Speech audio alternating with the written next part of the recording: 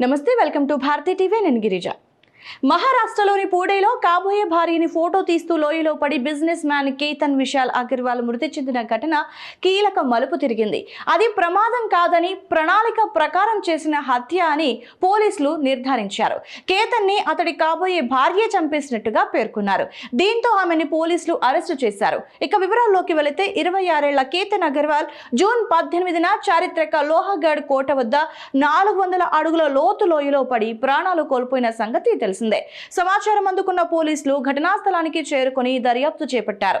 తాము ట్రెక్కింగ్ కి వచ్చామని, కేతన్ తనను ఫోటోలు తీస్తుండగా హోరుగాలికి పట్టుతప్పి లోయలో పడిపోయాడని అతడి కాబోయే భార్య సియా గోయల్ నాడు పోలీసులకి తెలిపింది.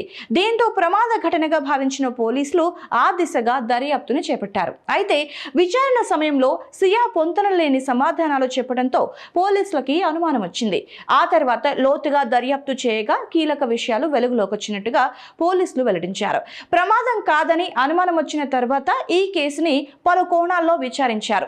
ఆర్థిక లావాదేవీలు, వ్యక్తిగత బంధాలని పరిశీలించాం. ఆ సమయంలో సియా మరో వ్యక్తితో రిలేషన్ లో ఉన్నట్టుగా తెలిసిందే. కేతన్ ని పెళ్లి చేసుకోవటం ఆమెకు ఇష్టం లేదని దర్యాప్తులో బయటపడింది. దీంతో ఆమె ఈ హత్యకి కుట్ర పన్నింది. ఔటింగ్ అని చెప్పి లోహగఢ్ కోట వద్దకి వెళ్లిన తర్వాత సియా, ఆమె ప్రియుడు కలిసి కేతన్ ని లోయలోకి తోసేశారని పోలీసులు వెల్లడించారు. నిందితులిద్దరిని కూడా అరెస్టు చేసి దర్యాప్తు చేపట్టినట్టుగా పేర్కొన్నారు. నిజానికి జూన్ 18న సియా గోయల్ పుట్టినరోజు సందర్భంగా కేతన్ అగర్వాల్ ఆమెతో కలిసి మహారాష్ట్రలోని లోహగఢ్ కోటకి వెళ్ళాడు. అక్కడ లోయలో పడి ప్రాణాలు కోల్పోయాడు. ఫోటోలు దిగుతున్న సమయంలో హోరుగాలికి కేతన్ కాలు జారి లోయలో పడిపోయాడని పోలీసులకి సియా తెలిపింది. అయితే దర్యాప్తులో అనేక అనుమానాస్పద అంశాలు బయటపడ్డాయి. మొబైల్ ఫోన్ వివరాలు, సీసీటీవీ దృశ్యాలు, సాక్షుల వాంగ్మూలాలు పరిశీలించిన పోలీసులు ఇది ప్రమాదం కాదని, పథకం ప్రకారం చేసిన హత్య అని నిర్ధారించారు. నిజానికి జూన్ 14న ఇదే లోహగఢ్ కోట వద్ద కేతన్ ని కొండపై నుండి నెట్టేయడానికి సియా గోయల్ తన ప్రియుడు ప్రయత్నించారు. అయితే ఆ సమయంలో కేతన్ అదృష్టవశాత్తు ఒక చెట్టు కొమ్మను లేదా బండరాయిని పట్టుకొని ప్రాణాలతో బయటపడ్డాడు. ఆ ప్రమాదం నుండి త్రుటిలో తప్పించుకున్న కేతన్ తనను చంపడానికే ఈ ప్రయత్నం జరిగిందని ఊహించలేకపోయాడు. మొదటి ప్రయత్నం విఫలమైనప్పటికీ సియా తన ప్లాన్ ని వదలలేదు. 4 రోజుల తర్వాత అంటే జూన్ 18న తన పుట్టినరోజు వేడుకల నెపంతో కేతన్ ని స్నేహితులని తీసుకుని మళ్ళీ అదే కోటకి వెళ్ళింది. ఈసారి మరింత పక్కాగా ప్లాన్ చేసి ప్రియుడు చేతన్ ని ముందే అక్కడికి రప్పించింది.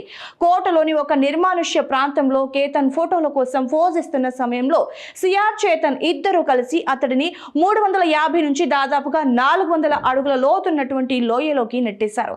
బలమైన గాలుల వల్ల జరిగిన ప్రమాదంగా దీనిని చిత్రీకరించే ప్రయత్నం చేశారు. కేతన్ కుటుంబ సభ్యులు మొదటి నుంచే ఈ ఘటనను ప్రమాదంగా నమ్మలేదు. సియా ప్రవర్తనపై వారు అనుమానాలు వ్యక్తం చేస్తూనే ఉన్నారు. చివరికి వారి అనుమానాలే నిజమయ్యాయి. ఈ ఏడాది నవంబర్లో సియా, కేతన్ల వివాహం జరగాల్సి ఉండగా ఆ వివాహం కోసం దాదాపుగా 17 కోట్లతో ఉదయ్పూర్ ప్యాలెస్ ని, అతిథుల రాకపోకల కోసం 2 విమానాలని కేతన్ కుటుంబం బుక్ చేసింది. ఈ క్రమంలోనే సియా పుట్టినరోజు రావడంతో వీరంతా లోహగఢ్ కోటకి వెళ్లారు. కేతన్ కుటుంబం పూణేలో రియల్ ఎస్టేట్ వ్యాపారంలో ఉంది. వారికి దాదాపుగా 600 కోట్లపైనే ఆస్తి కూడా ఉంటుంది. అయితే కుటుంబ సభ్యుల ఇష్టాన్ని కాదనలేక కేతన్ తో వివాహానికి అంగీకరించిన సియా తన ప్రియుడు చేతన్ చౌదరితో కలిసి కాబోయే భర్తని హత్య చేసింది.